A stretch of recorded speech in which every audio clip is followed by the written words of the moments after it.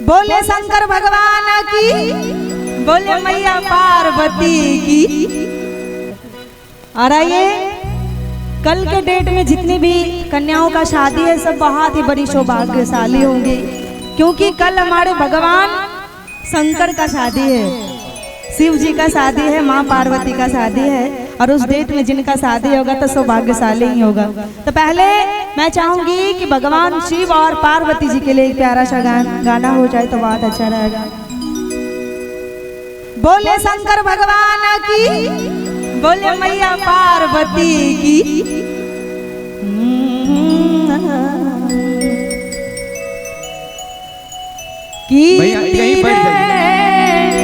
शिव के करनवा गौरी बन में ना होती रे, शिव के करनवा गौरी बन में ना। कहते हैं कि गौरी का जब से शादी हुआ है ना शंकर भगवान से, तो वन में ही रखे हैं, कभी महल अटारी में नहीं रखे। उनका सपना भी पूरा नहीं हो पाया। और कौन भाव में सखी एवं सहेली गाती है भैया कि तीरे शिव के करनवा गौरी बन में ना होती रे, शिव के करनवा गौरी बन में ना। एक मीठी मीठी ताली हो जाए इधर से। जय हो, क्या बात है।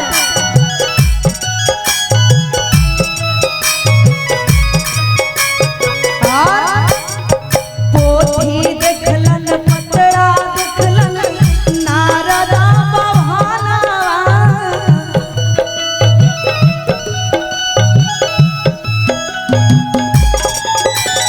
पोथी देखलन पतरा देखलन नारदा भवानवा।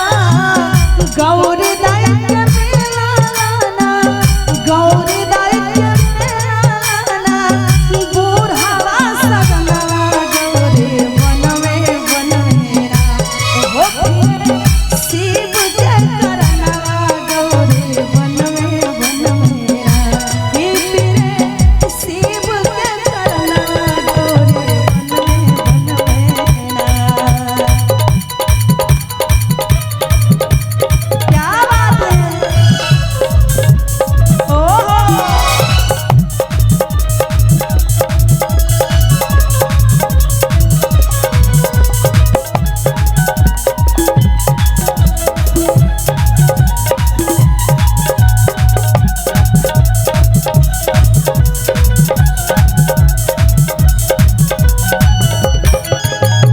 क्या बात है।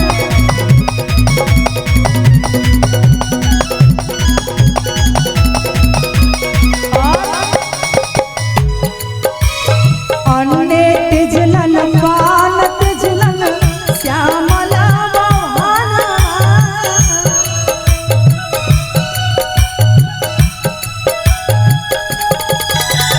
अन्ने तिजलन पान तिजलन बदन में आभूषणवा।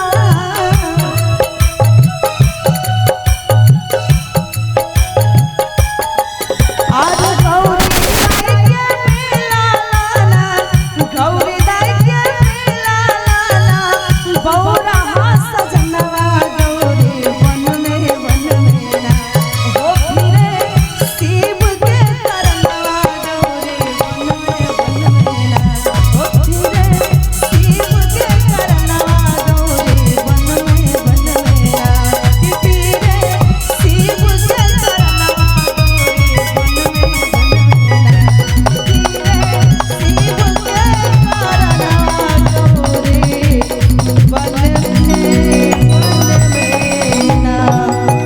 बोले शंकर भगवान की जय। बोले मैया पार्वती की जय। क्या बात है। कि ना कहानी का रहा ना दास्ता का रहा, कि ना कहानी का रहा ना दास्ता का रहा, ना जमी का रहा ना आसमां का रहा।